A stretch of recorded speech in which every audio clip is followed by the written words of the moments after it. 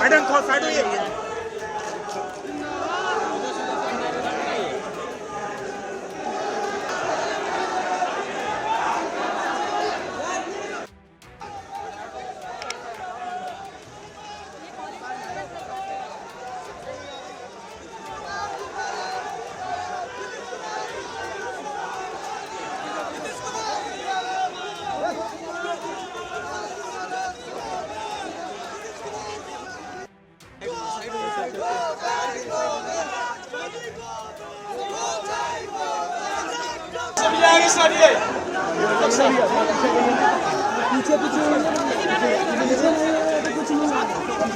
चलिए, अरे सामने से ही सामने हाँ सामने से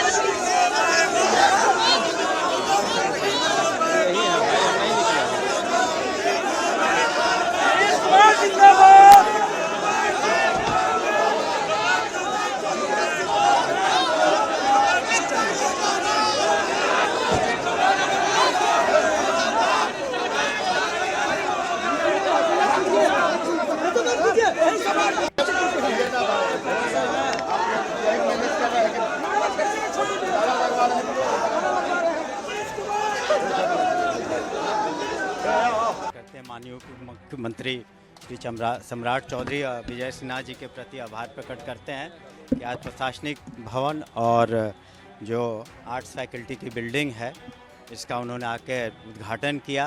अब यहाँ पर पढ़ाई लिखाई में काफ़ी सुचारू रूप से सब कुछ हो सकेगा और एक जगह से समेकित रूप से सब कुछ हो गया। प्रशासनिक व्यवस्था और जो आर्ट्स की फैसिलिटीज़ है वो संकाय है वो भी एक जगह हो गया। धन्यवाद।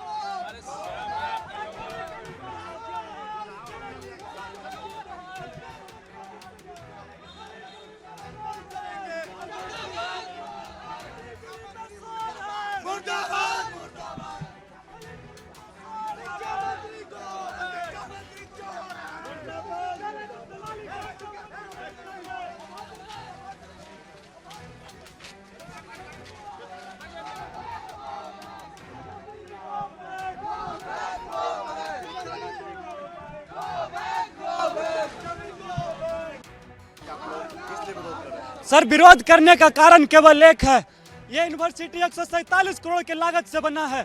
छात्र यहाँ पैसा दे करके पढ़ता है, लेकिन छात्र का भी सपना होता है कि हमारा जो यूनिवर्सिटी का एलुमनाई रह चुके हैं नीतीश कुमार, उनसे उनको देखें, करीब से देखें। नीतीश कुमार से हम लोगों को कोई बैर नहीं है, लेकिन यहाँ का पटना डीएम और पुलिस प्रशासन जिस तरीके से छात्रों को धकेलने का काम कर रही थी वो बिल्कुल बर्दाश्त करने लायक नहीं था। आप बताइए, आप एक छात्र हैं, आप मीडिया रिपोर्टर हैं, आप यहाँ रिपोर्टिंग करने आएंगे, आपको पुलिस ऐसे धक्का देकर चला जाएगा, आपको कैसा महसूस होगा?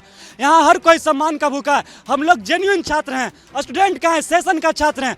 पुलिस प्रशासन को अगर डर है हमसे तो हमारे ऊपर केस भी कर सकता है, जेल में भी डाल दे, लेकिन हम उनको बताना चाहते हैं कि हम जेल और केस से डरने वाले लोग नहीं हैं। हम लोग संघर्ष करके जीते हैं यहाँ पर, और छात्रों के जो भी मुद्दे होंगे उन पर हम लड़ने का काम करेंगे।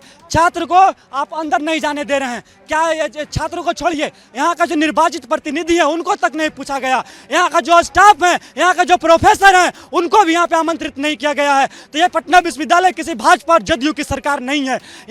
यहाँ पे पार्टी कार्यालय नहीं है जो तुम अपने पार्टी को लोगों को ला करके यहाँ पे तुम कार्यक्रम करवाओगे और जो विश्वविद्यालय का कुलपति है उसको इन्वाइट तक नहीं करोगे। और ये छात्रों का जो यहाँ पे अंदर घुसने नहीं दिया जा रहा था, इस तरीके से जो लोग करेंगे तो हम लोग को विरोध करना पड़ा है। हम लोग शांतिपूर्ण से यहाँ पे खड़ा थे, हम लोग को लगा कि अंदर जाने मिल जाएगा, लेकिन नहीं। आखिर क्यों नहीं मिलने दिया जाता सीएम से, ये हम आपको बताते हैं। पूर्व में नीतीश कुमार न्यूटन हॉस्टल में आए थे, वहाँ से पटना विश्वविद्यालय का 19 हॉस्टल, यानी पटना में जितना अवस्थित हॉस्टल था सबका जीर्णोद्धार और नया नया हॉस्टल का इनोग्रेशन, मतलब समृद्धि क्या एक प्रगति यात्रा के दौरान ये वादा करके गए थे, वहाँ पे ऐलान हुआ था। उस समय पटना के जो डीएम अभी वर्तमान समय में है वही डीएम उस समय भी थे।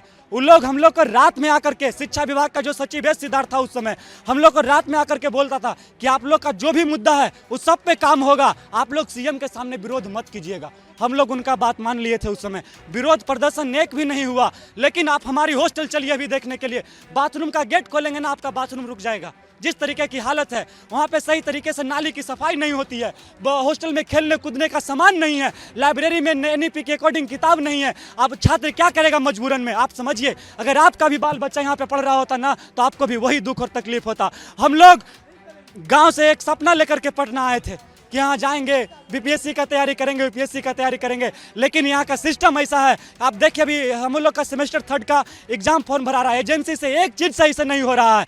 एडमिट कार्ड जारी होता है तो उसमें जानवर के फोटो आ जाता है, मनुष्य के जगह पे आदमी का फोटो, लड़का के जगह पे लड़की का फोटो, लड़की के जगह पे। मेरा नाम निक्की कुमार है और हम साइंस कॉलेज के केमिस्ट्री डिपार्टमेंट का 2nd ईयर का स्टूडेंट है और हम अभी निर्वाचित काउंसलर हैं हम लोग।